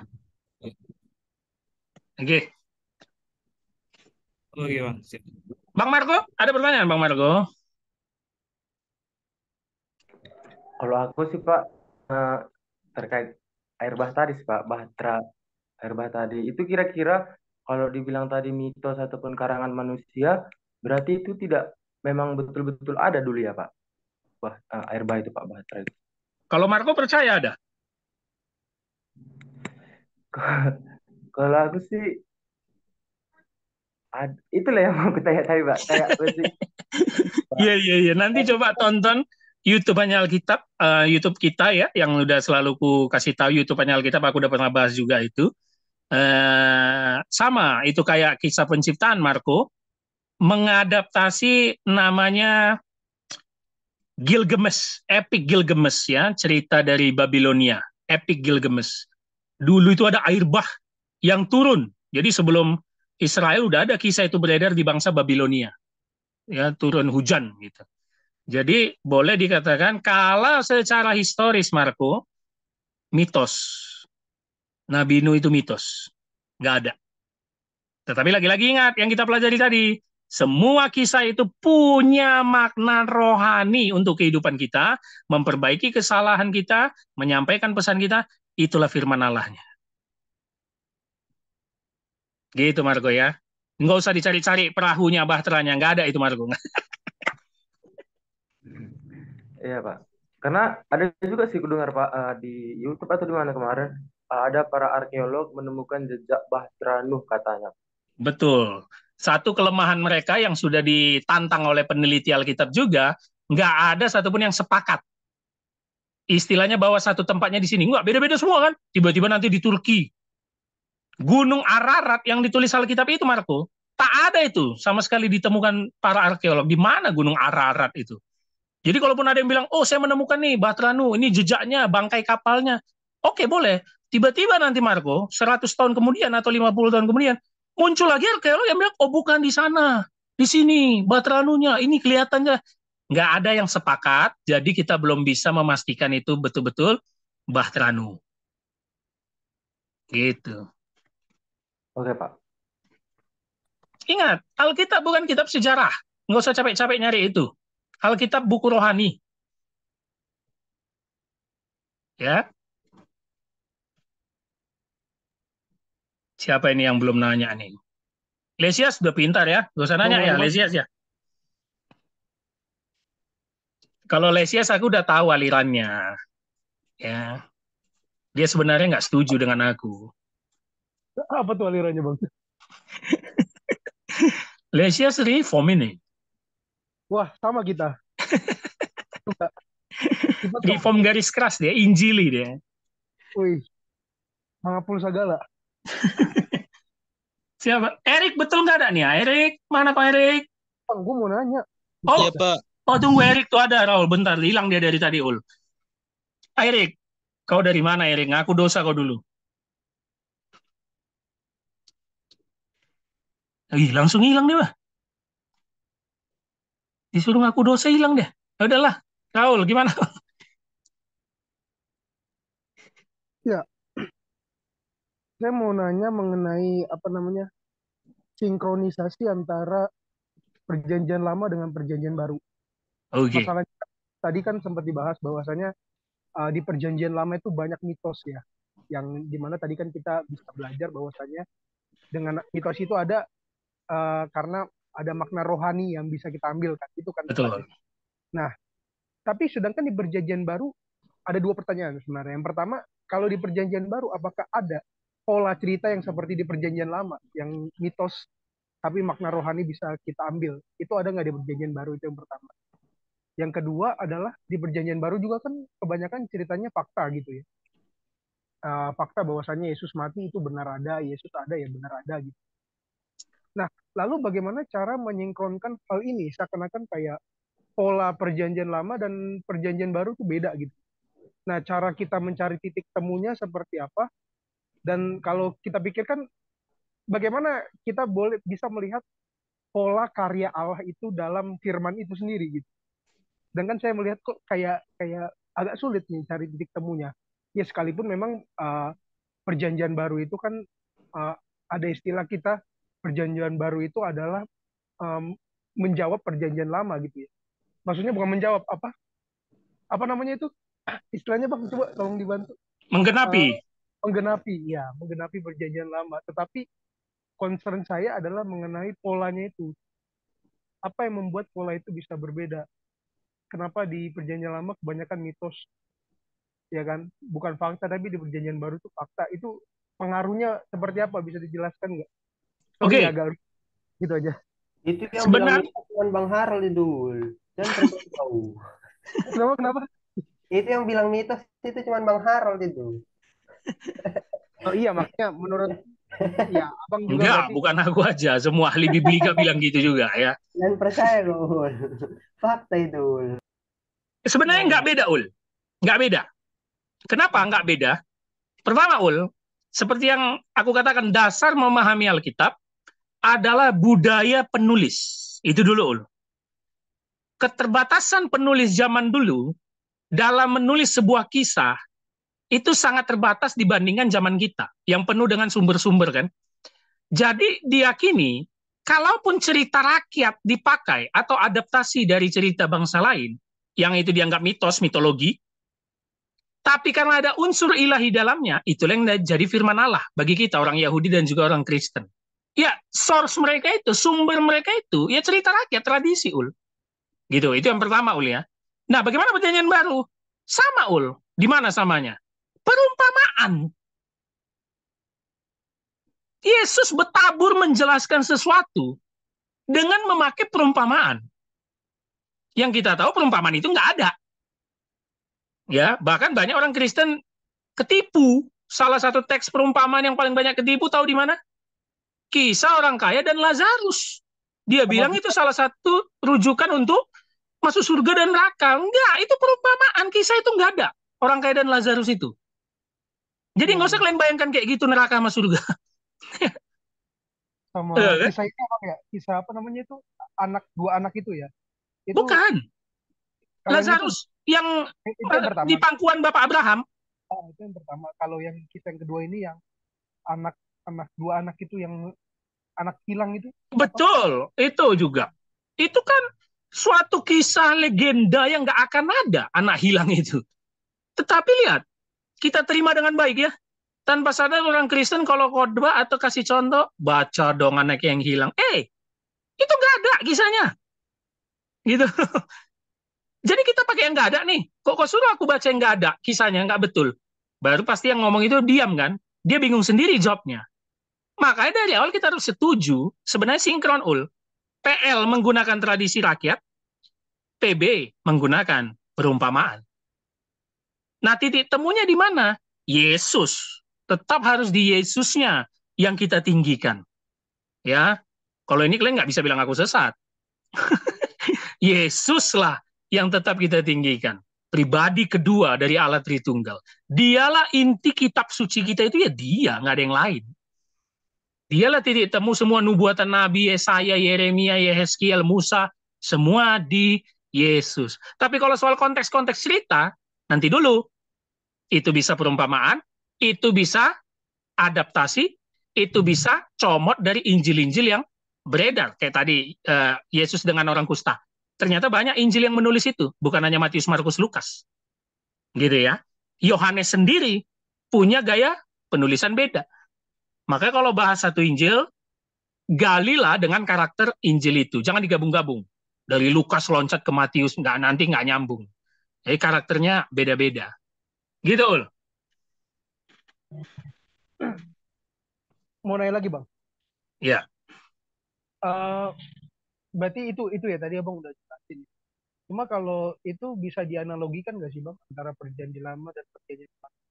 Ibarat gini, kalau di perjanjian baru itu kan tadi Abang kasih contoh Yesus ya kan, yang berbicara mengenai perumpamaan itu.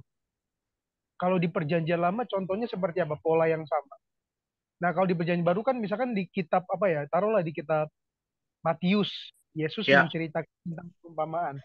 Nah, kitab Matius ini penulisnya siapa? Menceritakan tentang Yesus. Di Yesus ini bercerita tentang perumpamaan. Ada nggak yang pola seperti itu yang sama di perjanjian lama? Di perjanjian lama penulisnya siapa? Nah, penulis ini menceritakan tentang si tokoh ini menceritakan tentang cerita rakyat itu. Di perjanjian lama itu ada nggak? Ya paling dekat itu Musa. Ya, Musa. Karena kejadian sampai ulangan itu penuh dengan cerita-cerita yang seperti itu. Tapi kan kalau tadi kita pakai teori sumber JEDP, kita nggak percaya satu orang yang menulis, Banyak orang. Khususnya imam-imam yang pada zaman dulu setelah pembuangan di Babel untuk menguatkan orang Israel. Para imam. Jadi nggak pernah satu orang. Begitu juga Injil, Oke lah, kita yakin lah yang nulis Injil Matius. Oke lah. Matius sampai mana sih hidupnya? Setelah itu yang lanjutin siapa? Kita nggak tahu. Tetapi siapapun yang selama ini pengikut dia, yang namanya kita nggak pernah tahu, itu sudah mendapat otoritas untuk melanjutkan tulisan-tulisan dia. Jadi makanya, kalau ada yang salah dia rasa dari penulis kedua, yang ketiga bisa merevisi itu. Nah, di sini kita bisa terpleset. Salah satu tokoh yang terpleset soal ini namanya Bart Ehrman. Teman-teman Google aja.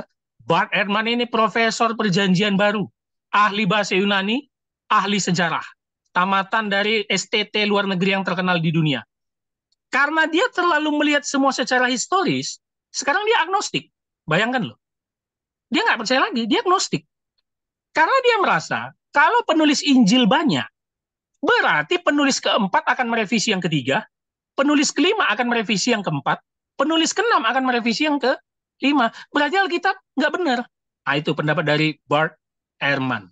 bagus. Tulisan dia banyak yang bagus, bisa kita jadikan perbandingan. Dia agnostik sekarang, nggak percaya Alkitab itu sama sekali. Tapi selalu gali Alkitab, bingung juga aku. Nah gitu. Nah, mau nanya nih Bang, itu faktanya seperti itu nggak dalam proses Alkitab itu sendiri? Di Pasti, Perjanjian Baru. Ada yang pasti lah. merevisi, misalkan penulis pertama nih, menulis satu kitab Perjanjian Baru, terus mati, ada lagi yang nerusin, terus dia merevisi si penulis yang lama itu. Itu ada kayak Pasti, gitu. pasti, pasti. Nggak usah perjanjian lama pun ada kan. Yang satu raja-raja sama satu tawarik.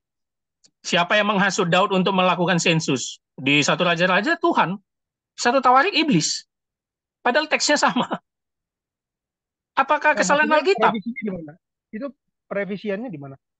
Ada ayatnya itu langsung. Ceritanya sama, tetapi yang membujuk Daud dikatakan di raja-raja Tuhan, di satu tawarik iblis.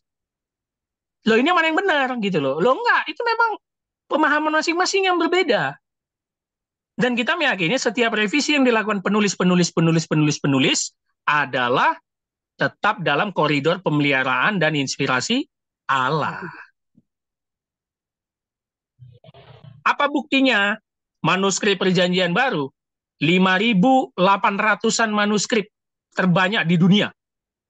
Yang error, yang beda-beda dari 5.000 itu, bisa dihitung sangat kecil dan tidak mengganggu iman kepada Yesus Kristus. 5.000 loh. Hebat kan? Itu bukti kita. Gitu. Maksudnya 5.000 manuskrip, 5.000 5.000 salinan dari zaman abad pertama Masehi. itu kitab yang berbeda-beda gitu ya. Ada yang ditambah, ada yang berbeda, tetapi semua isi Injil, Matius, Markus, Lukas, Yohanes, itu errornya itu bisa dihitung beberapa aja, Ul. Yang lain, soal doktrin Allah Tritunggal dan Yesus, Kristologi, semua sama, sepakat. Padahal penulisnya saling nggak kenal. Nah, hebat Dan kan? errornya bukan esensial ya Bang ya? Nggak esensial, betul. Nah, sedangkan tadi tokoh Bart Ehrman tadi, dia malah menangkap yang errornya. Meyakini bahwa Alkitab ini salah semua. Gitu. Mantap. Mantap Alkitab kita kan. Cuma kadang-kadang bisa jadi gak mantap kalau ada orang yang menafsirkan itu ya akhirnya kita ikuti gitu ya. Betul. Asal-asal ya. Iya. Tapi sebetulnya mau nanya lagi nih Bang soal boleh nggak nih? Nggak boleh. Romi, kamu mau nanya tadi Romi? Gimana jadi nggak? Yang lain nanya. Lanjut. Nah, apa Ul? Mengenai penafsiran Alkitab Bang, mau nanya. Sebetulnya kan kalau kita menafsir Alkitab itu kan kalau ada penafsir yang menafsir itu kan pasti berdasarkan pikirannya ya Bang. Iya. Nah, sebetulnya kan kita ini secara nggak langsung kan ketika kita memahami Alkitab, khususnya mungkin mahasiswa teologi yang belajar formal di sekolah teologi, pasti kan dia memahami Alkitab pasti salah satu pertimbangannya berdasarkan pertimbangan dari penafsir itu sendiri. Entah mau ikut tafsiran mana. Nah, menurut Abang kira-kira itu efektif nggak kalau kita mengikuti tafsiran orang? Itu yang pertama. Yang kedua, kalau kita punya tafsiran sendiri, tapi tafsiran kita berdasarkan dari pertimbangan orang-orang, pertimbangan para penafsir, itu efektif nggak? Itu yang kedua. Nah, terus abis itu yang terakhir adalah mengenai penafsiran ini kan pastinya itu dari pikiran orang kan ketika dia menafsir Alkitab. Jadi pemahaman Alkitab itu bisa kita dapatkan dari pikiran orang yang nafsir itu. Kan gitu. Yeah. Orang yang nafsir. Bagaimana sih caranya? Bisa nggak sih kira-kira kita bisa mendapatkan pemahaman Alkitab yang memang benar-benar Alkitab gitu loh. Kalau ada istilah orang itu pernah ngomong Alkitab menjelaskan Alkitab gitu. Jadi gimana kira-kira? Alkitab menjelaskan Alkitab sebenarnya adalah konteks itu dijawab dengan teks yang mirip. Apalagi kalau misalnya itu di Perjanjian Lama, semakin diterangkan di Perjanjian Baru. Itu maksud Alkitab menjelaskan Alkitab. Atau kita menafsirkan terminologi satu kata, misalnya kasih ya, agape gitu loh. Kita bandingkan dengan teks yang lain. Nah, itu sebenarnya Alkitab menafsirkan Alkitab. Nah, baru yang berikutnya tadi kau tanya di awal, metode-metode yang digunakan itu kan bebas. Tapi memang kalau menggunakan para penafsir dahulu itu wajib, Pul. Kenapa? Yang pertama kita pahami, inspirasi itu bukan hanya untuk kita. Semua orang Kristen yang percaya pun dapat sebenarnya. Kalau dia betul-betul memakai metode yang tepat. Dan itu pun kita yakini ada unsur akademisnya. Makanya kalau mau menafsir Alkitab, ya carilah penafsir yang betul-betul scholar, sarjana, yang betul-betul hebat gitu. Nah kayak tadi yang saya tulis tuh, Gordon Wenham, Klaus Webster, itu diakui dunia, tafsirannya. Nah, misalnya kita ambil bukunya, kita pakai tafsirannya. Apakah kita mencontek? Mungkin sepenggal dari penafsirannya kita pakai, tetapi waktu kita khotbah, ganti aplikasinya. Karena aplikasi si Klaus Westermann, dia itu tahun 1900-an. Ya udah beda jauh lah dengan kita. Nah, makna dari penafsiran dia pasti nggak akan jauh beda. Tetapi di luar siapapun sarjana-sarjana yang hebat penafsir, ingatlah, metode awal menafsir Alkitab adalah apa? Konteks. Udah. Konteks is the king. Konteks itu raja. Dan hari itu kita temui dalam kisah mana? Janda miskin kan?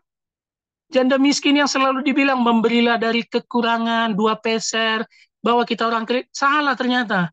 Ternyata konteksnya apa? Janda miskin diperas oleh ahli Taurat. Jadi konteks is the king. Jangan pernah menafsirkan teks tanpa konteks. Teks tanpa konteks yang nggak ada meaning. Semua harus pakai konteksnya. Setelah dapat konteksnya, baru pakai sumber-sumber. Cari buku-buku sarjana-sarjana yang lain. Ahli penafsir gitu ya, hermeneutik gitu. Nah tadi Raul juga nanya, bagaimana kita mendapatkan tafsiran yang paling Alkitab, paling benar? Nggak ada. Karena aku udah bilang di awal. Karena penulisnya udah mati. Kan sama kayak kita nulis kisah kan. Kalau kita mau tahu inti kisah itu, kita tanya penulisnya apa. Ini kan udah mati semua orangnya. Gitu. Tapi dengan kita memahami konteks, mungkin sedikit banyak bayangannya kita dapat kebenarannya. Tapi jangan pernah merasa tafsiran kita paling benar. Gitu, Ul. Makasih, Bang. Oke, luar biasa. Ternyata kalian tertarik juga dengan Alkitab ya? Mana Bang? Udah capek kok. Lumayan lah. Bahas doktrin dong, Bang. Bahas yang lain dong. Aduh, janganlah doktrin. Ronald, nggak nanya ke Ronald? Aduh, belum ada, Bang. Nah, ini nih. Ini ahli perjanjian. Deuterokanonika ya, Bang. Harusnya kau ngomongin Makabi sama dia, Bang. Perjanjian percintaan. Tapi Bang, ya. Kalau misalnya Abang bilang tadi firman itu adalah makna yang kita ambil, ya kan? Dari sebuah cerita, misal contoh kayak yang Abang bilang tadi, Daud dan Betsheba, meaningnya yang jadi firmannya kan? Ya. Rema yang diambil itu kan? Ya. Nah, tapi kan ketika pendeta mengkhotbahkan itu, remanya beda-beda. Betul. Nah, terus kalau misalnya ada rema yang kontradiksi, mana yang firman apa? Maksudnya kontradiksi ini, emang pendeta bakal bilang boleh berzina gitu? Bukan, maksudnya ada suatu kasus yang diperbolehkan gitu. Kalau udah keceplosan ya sudah kayak gitu. Kan pendeta bisa aja ada yang keras, ada yang enggak kan? Iya, tapi kan konteks itu ya jangan berzina, udahlah. Macam mana? Kalau misalnya kontradiksi, kalau kan ceritanya banyak nih, nggak cuma Betsheba sama Daud. Iya, banyak. Paling banyak kontradiksi itu ngomongin duit misalnya. Iya. Nah, mujizat dan kawan-kawan itu kan paling banyak kontradiksi tuh. Nah, kalau misalnya kontradiksi, kita sebagai jemaat nih, apalagi kan kalau misalnya kita dengar di Instagram kadang muncul di FYP kita. Iya. Ya jari gembala kayak gini ternyata enggak dia yang di FYP kan gitu. Nah, kita mau pegang yang mana gitu. Mana yang jadi firman Tuhan gitu. Itu lagi jawaban yang tadi bahas sama Raul, Rom. Alkitab menjelaskan Alkitab. Artinya Alkitab tidak pernah bertentangan dengan satu kasus yang ada di dalamnya. Meaningnya ya, bukan konteksnya ya. Kalau konteksnya perjanjian lama jelas beda konteksnya dengan perjanjian baru. Tapi meaningnya, misalnya yang berzina, itu kan dilarang dalam hukum Taurat. Udah jelas. Atau soal duit, dilarang. Kan Salomo pernah aku bahas. Semua orang bilang dia raja berhikmat, hebat. Apanya? Semua yang dia lakukan melanggar hukum Taurat. Betul kan? Dia memperbanyak kuda, dia memperbanyak emas, itu dilarang semua dalam hukum Taurat loh. Ada ayatnya. Nah, berarti kalau pendeta fokus pada khotbah kekayaan Salomo, dia tidak tahu Alkitab menjelaskan Alkitab. Itu yang pertama. Yang kedua, apa? Tadi jawabannya sama juga. Dia tidak memahami konteks. Berarti kalau mau belajar konteks, ikut PA siapa, Bang? GKTI Raja Daud, wajib. Ya. Boleh ya, Lesias ya, rajin-rajin ya, sama Kerin ya. Iya, Pak. Boleh, Pak. Nanti Lesias boleh lah sekali-sekali bawa tema juga, Lesias, kami mau belajar juga, Lesias ya. Tenang, Lesias ya. Sini anak-anak mudanya mantap semua. Oke? Ada lagi? Erik belum jadi nanya kok tadi, Erik. Ayo, Erik. Erik Salbe. Mak, tidur dia dalam roh, bah. Dia kadang-kadang bang kalau dengar orang firman itu dia ketiduran bang. Iya, dipikirnya aku pendongeng ya. Udah dihapus dosanya, Bang. Nah, itu makanya kan kemarin gue bilang kan, kisah film Abraham itu, Ison Lisan. Udah ada yang nonton? Udah ada? Belum. Kalau gue sarankan nggak usah lah. Ngantuk kali filmnya. Asli. Mungkin Erik juga dengar kayak gitu bang, karena abang bilang mitos. Ngantuk dan ceritanya ketebak ya, memang Ishak yang dikorbankan. Cuman dia menceritakan yang tidak ditulis Alkitab secara rinci aja. Ngantuk. Makanya dongeng. Gitulah. Saya dongeng. Kenapa, Bung? Dongeng sebelum tidur. Iya, ngantuk. Kurang bagus lah ya. Untuk Bapak kasih saya linknya. Bagus ya, Passion of the Christ. Cuma kan kalian udah nonton ya semua ya, Passion of the Christ. Ya. Nah, itu pun film-film itu bagus kita kritisi. Teologinya pakai teologi apa ya? Passion of the Christ. Mesia gitu. Bang Margo ada lagi mau nanya, Bang Margo? Cukup segitu aja lah Pak. Udah. Yang jadi falak Pak. Hah? Falak? Kok jadi bahas falak pula itu? Udah, setan aku udah minggu lalu bahas setan. Itulah nggak ikut kan. Udah aku bahas setan bersama setan-setan kemarin. Ya. Tiga guru setan gue. Oke teman-teman, terima kasih untuk kehadirannya hari ini. Saya yakin dan percaya yang hari ini hadir adalah orang-orang yang rindu belajar Alkitab dari berbagai perspektif, ya, yang mau berpikiran terbuka, tidak terkungkung oleh doktrin gerejanya, gitu ya. Enggak ada yang salah sih, doktrin gerejanya kan pasti kita rasa paling benar juga ya. Tapi karena kita belajar Alkitab begitu luas, maka kita juga harus berpikir terbuka dengan luas. Ya, kiranya kita bisa tetap rutin ya. Ini khususnya yang 12 orang ini. Ya, aku cukup terharu kali ini. Baru kali ini nggak ada yang keluar masuk. Ya, dari semalam keluar, habis itu nggak masuk lagi. Ada orangnya di sini, keluar dia nggak masuk lagi. Ada. Ya. Bang Lot. Allah mengampuni Bang. Kau kok nggak mengampuni? Waduh. Apalagi si Rinal ini. Oke Bang, siap Bang, siap. Nggak muncul mukanya. Dan Nal, besok gue usah muncul lagi nah. Pak. Ya Bung. Jadi itu tanggal 18 ke Pontianak Pak. Jadi ya nggak usah lah dibahas di sini ngapa. Jadi ya nanti kalau aku ke Medan kita ketemu ya Bang Marco ya sama Rinald ya. Oh iya kawan. Marco ini Medan nih. Medan.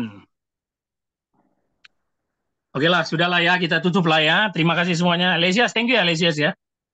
Terima kasih banyak. Terima kasih ya, sudah mau membawa Kering ke jalan yang benar ya. Saya makin banyak bawa orang nanti Pak, tenang. Oh, mantap. Thank you ya Kering ya. Ajak-ajak Kering ya. Ya Pak, terima kasih banyak Pak. Oke ya, siapa lagi? Timothy, thank you Timothy. Rajin kok. Sama-sama Pak. Terima Besok datang kok kan? Puji Tuhan besok. Erik itu kok nasihati jangan tidur aja ya. Yan, thank you Yan. Oke Pak, terima kasih Pak. Datang kok besok gereja ya, tobat kok. Aduh. Bang Marco, thank you ya. Terima kasih juga Pak. Oke, thank you. Mari kita bersatu dalam doa.